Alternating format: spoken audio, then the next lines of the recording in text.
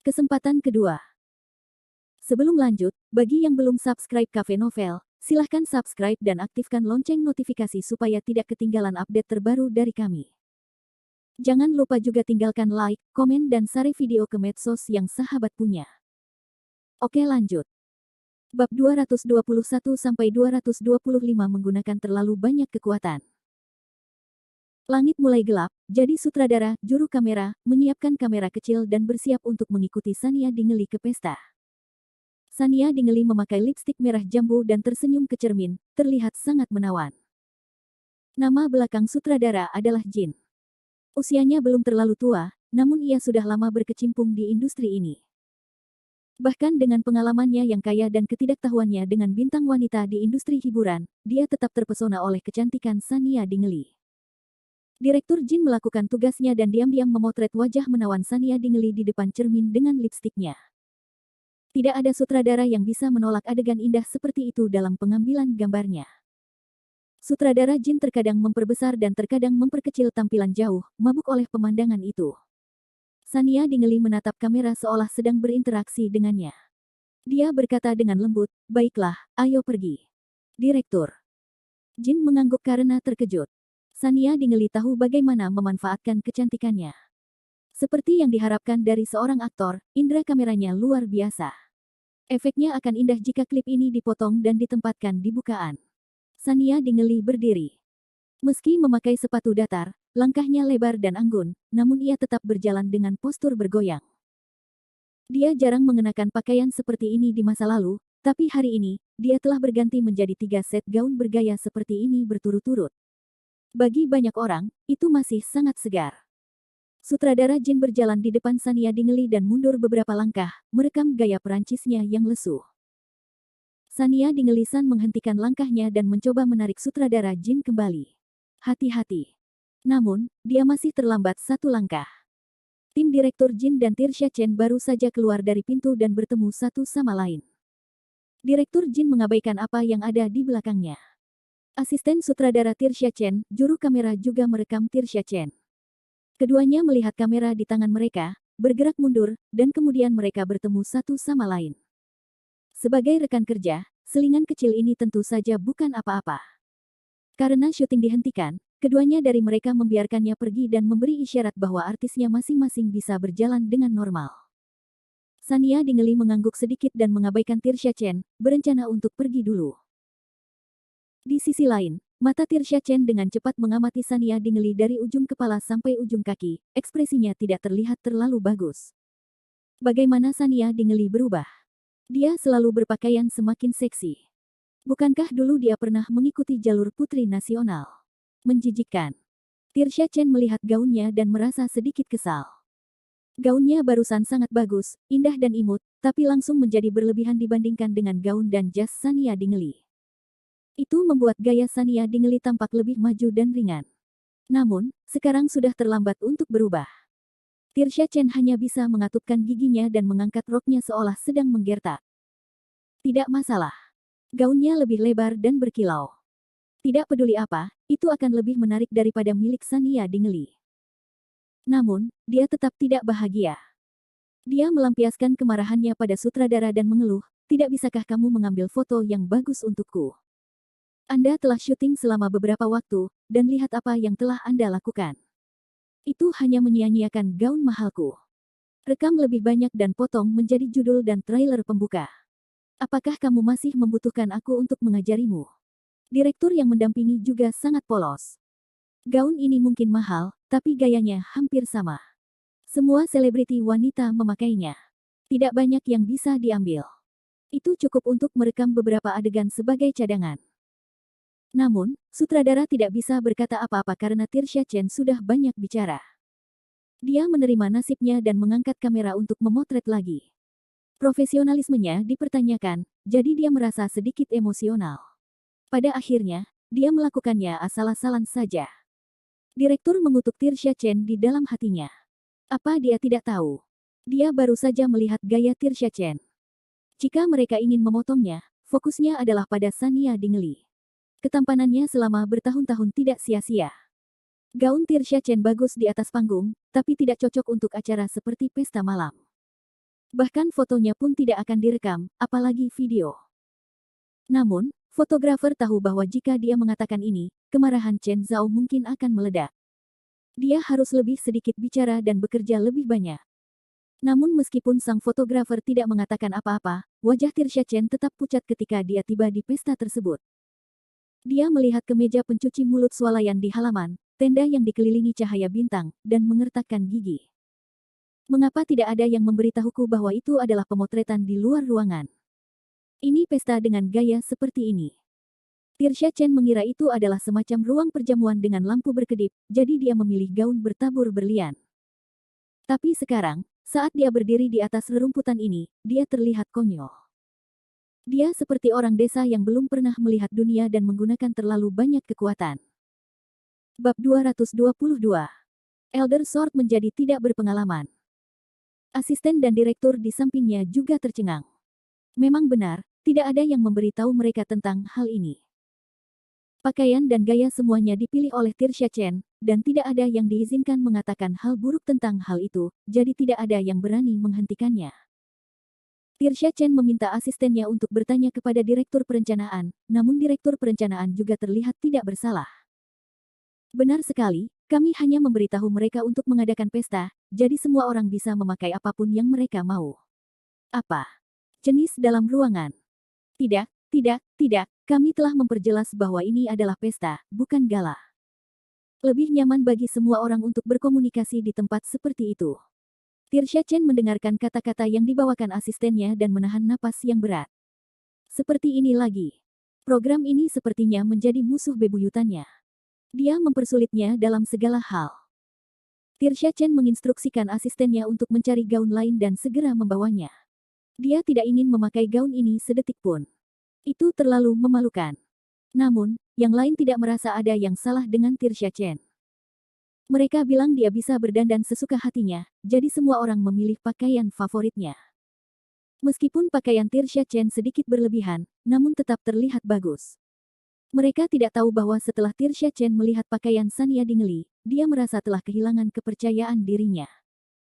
Terlepas dari apakah orang lain memandangnya dengan kebencian, dia pikir dia telah mempermalukan dirinya sendiri. Namun, dia sudah membuang banyak waktu untuk merias wajahnya.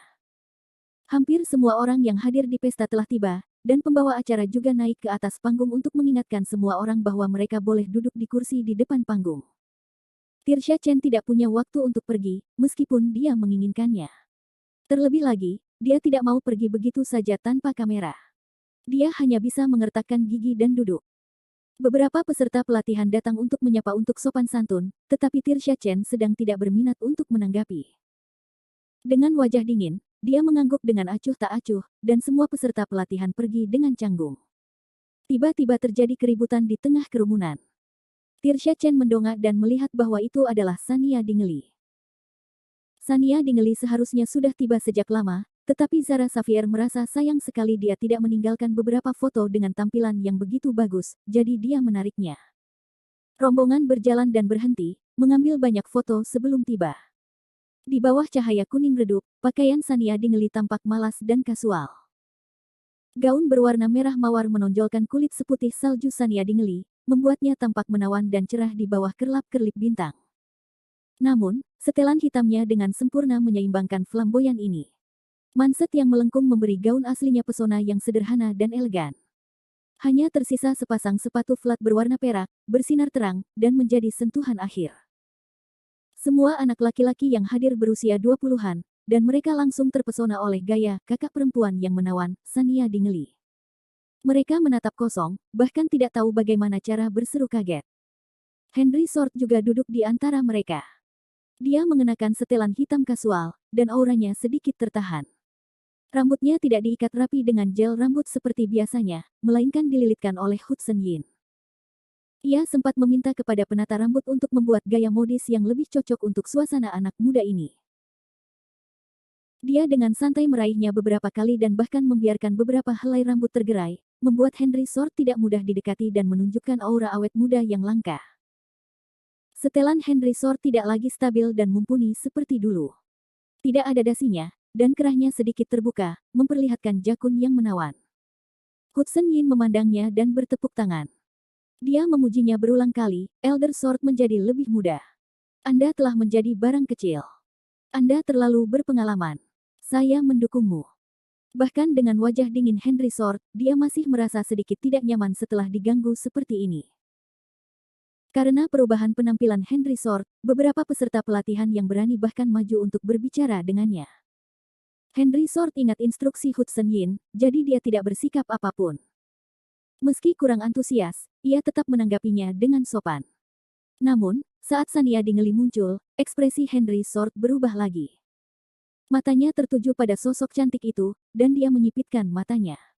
Cepat atau lambat, rubah kecil ini harus tetap berada di sisinya dengan patuh. Ini adalah pekerjaannya, jadi dia akan membiarkannya melakukan apa yang dia mau untuk sementara waktu. Henry Sword melihat sekeliling.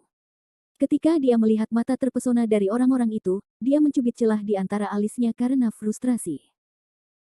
Tentu saja, Henry Sword tidak tega melihat Sania Dingley memancarkan pesona yang tidak bermoral, merayu pria lain agar terpesona olehnya. Namun, Henry Sword tetap rasional. Sania Dingley terlahir mempesona, dan ribuan orang harus mengenali kecantikannya. Henry Sword mencoba yang terbaik untuk menekan rasa asam di hatinya dan sekali lagi memusatkan perhatiannya pada Sania Dingley. Dia harus berusaha lebih keras. Rubah kecil bisa melepaskan pesonanya sepuasnya, tapi lebih aman baginya untuk melepaskan pesonanya di sisinya secara perlahan. Bab 223. Sekilas 10.000 tahun. Sania Dingley tersenyum, sedikit membungkuk, dan mengambil tempat duduknya. Dengan kedatangan Sania Dingley, suasana pesta menjadi meriah. Pembawa acara memanfaatkan kesempatan itu untuk memberikan pidato pembukaan. Tidak ada pidato yang rumit, dan instruktur serta peserta pelatihan dapat bergerak bebas dan menikmati indahnya malam sebelum pelatihan. Yolanda Lee menarik tangan Sania Dingley dan tidak pernah merasa cukup. Dia memuji, "Kamu muda dan sangat tampan. Seharusnya kamu berdandan seperti ini sejak lama. Dulu kamu juga terlihat baik, hanya saja tidak secantik sekarang. Kecantikanmu tidak pernah pudar." Sania Dingley seperti adik perempuan yang patuh di sisi Yolanda Lee. Dia menemani Yolanda Lee dan berbicara dengan lembut padanya. Keduanya sangat hangat. Semua peserta pelatihan adalah anak-anak muda berbakat. Masing-masing dari mereka diberkahi dan suka memamerkan keahliannya. Kebanyakan dari mereka lebih berpikiran terbuka, sehingga tidak perlu memanas dan mulai bermain secara alami. Orang-orang bermain gitar, bernyanyi, dan bahkan ada yang menari. Dengan kecantikan seperti Sania Dingley, serta berbagai instruktur dan peserta pelatihan, mereka semua diam-diam berharap bisa mendapatkan lebih banyak perhatian. Semakin banyak mereka bermain, semakin bersemangat mereka. Pada akhirnya, beberapa dari mereka menjadi lebih berani dan datang mengundang Yolanda Lee dan Sania Dingley menari. Yolanda Lee melambaikan tangannya. "Iya, aku tidak tahu cara mempermainkan benda-benda ini. Tolong biarkan aku pergi. Ayo pergi bermain dengan Simon Chen dan yang lainnya." Dia berbalik dan menemukan bahwa Simon Chen sudah duduk di tanah bersama anak-anak lelaki di timnya dan mulai membuat lagu di tempat. Itu sangat meriah. Bahkan Yander Su yang biasanya pendiam pun tergerak oleh suasana tersebut dan mulai berimprovisasi dengan beberapa anak laki-laki di timnya yang melakukan rap. Sementara itu, anak laki-laki di dekat Sania Dingley dan Yolanda Lee dengan sabar menunggu mentor mereka berinteraksi dengan mereka. Yolanda Lee mendorong Sania Dingley tanpa daya.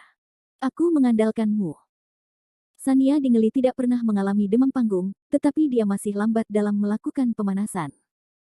Anak-anak lelaki ini semuanya tinggi dan tampan, dan mereka bersenang-senang. Sania Dingley tidak tahu bagaimana berinteraksi dengan mereka. Para peserta pelatihan juga mengetahui bahwa instruktur perempuan secara alami tidak dapat berinteraksi dengan mereka sebebas instruktur laki-laki.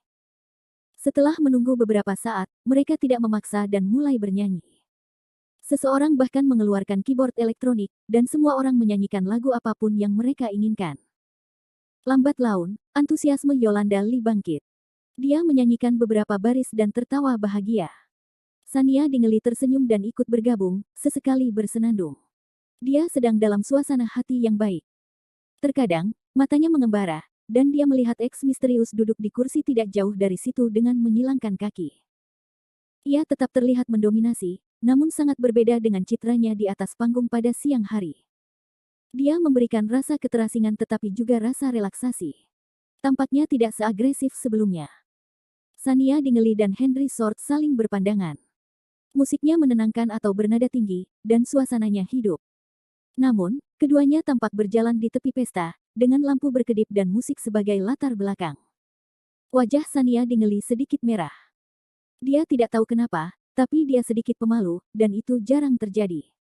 Dialah orang pertama yang membuang muka. Sudut bibir Henry Sword melengkung. Dia sedang dalam suasana hati yang sempurna. Suasana pesta berangsur-angsur memanas, dan para pemuda bersenang-senang dan mulai minum. Kemabukan membuat pertunjukan live perlahan menjadi tenang.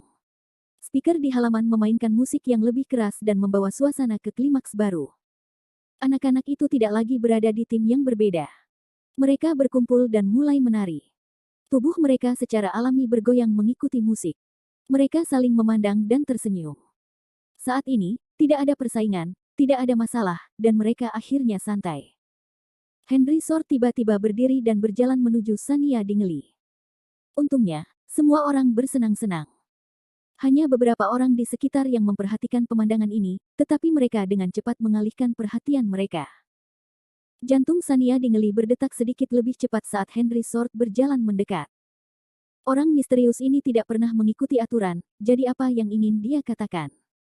Namun, Henry Sword tidak mengatakan apapun. Sebaliknya, dia melakukan busur pria standar dan elegan, telapak tangan menghadap ke atas, dan tersenyum pada Shania Dingley. Shania Dingley sedikit terkejut. Undangan formal yang sopan berbeda dari ejekan anggota tim tadi.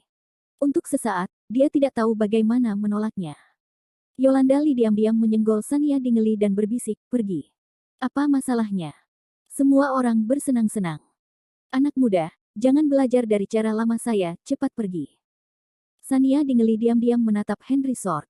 Henry Sword tidak terburu-buru.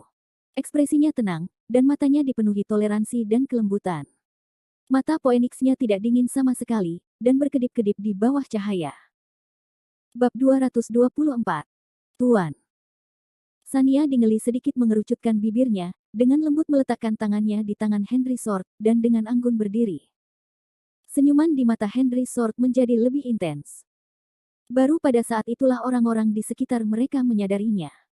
Mereka semua berseru kegirangan, dan beberapa yang nakal bersiul. Wajah Shania Dingley berangsur-angsur memerah. Dalam suasana yang gelap dan ambigu ini, dia tampak sangat lembut. Dia tidak sekaku sebelumnya atau selembut biasanya. Sebaliknya, dia mengungkapkan suasana kekanak-kanakan yang unik.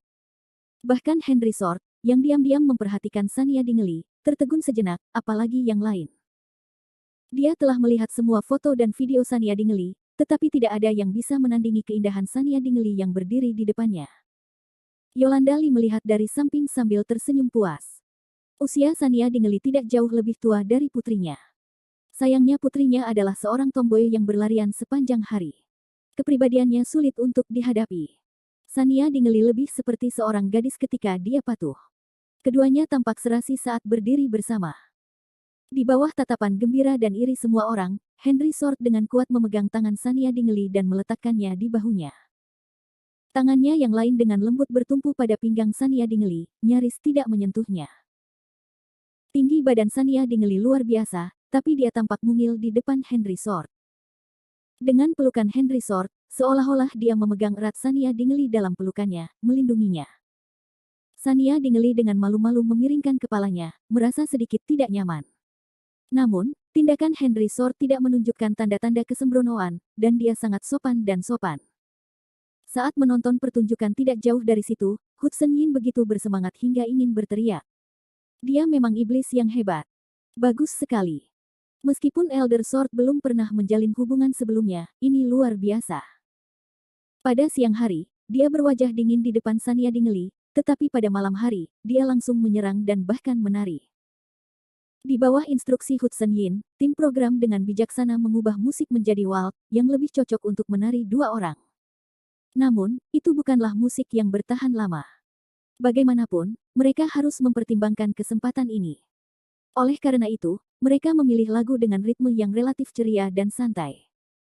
Meskipun orang lain tidak memiliki pasangan dansa, mereka dapat menari mengikuti irama musik. Ketika musik mulai diputar, beberapa orang yang tidak bersalah sudah muak dengan keributan itu dan berhenti menatap Henry Sword dan Shania Dingley. Mereka mengambil gelas anggur mereka dan mulai bergoyang mengikuti musik. Tidaklah aneh jika seorang pria dan seorang wanita berada dalam hubungan yang ambigu. Eks misterius itu lahir entah dari mana. Bahkan orang bodoh pun dapat melihat bahwa identitasnya tidak sederhana. Tak heran jika ia menjalin hubungan dengan seorang bintang besar. Mungkinkah Sania Dingley akan berdansa dengannya? Namun, tidak banyak orang yang bisa mencamkan hal seperti ini. Kebanyakan dari mereka iri, bahkan ada yang cemburu. Mereka mengepung Henry Sword dan Sania Dingley dan menyaksikan mereka menari dengan penuh kerinduan. Seorang pria tampan dan seorang wanita cantik sedang menari di halaman. Karena pestanya di luar ruangan, Henry Sword tidak menyelesaikan tarian waltz secara resmi. Sebaliknya, itu lebih seperti dia memimpin Sania Dingley berjalan-jalan bolak-balik. Namun, Henry Sword memegang hak untuk memimpin. Dia meletakkan satu tangan di pinggang Sania Dingley dan tangan lainnya di punggungnya. Dengan tarikan yang cerdik, Sania Dingley digiring ke arah yang berbeda dengan kekuatannya. Bolak-balik, Sania Dingley merasa seolah-olah dia benar-benar akan melayang. Gaun merah mawarnya menari mengikuti angin, membentuk lengkungan yang bergerak seperti kupu-kupu yang menari di antara kedua kakinya. Pemandangan yang begitu indah menjadi sangat menarik perhatian sebagian orang. Karena kerinduan dan rasa iri terhadap hal-hal yang indah, mereka secara naluriah berpikir, indah sekali, wah. Alangkah baiknya jika saya menjadi karakter utama dalam adegan romantis seperti itu. Kemudian, mereka menyadari bahwa mereka hanya bisa bertepuk tangan dan menyemangati orang lain di sampingnya. Mereka merasa sedikit kecewa dan hanya bisa melontarkan tatapan iri ke arah mereka dan bersorak atas indahnya romantisme orang lain.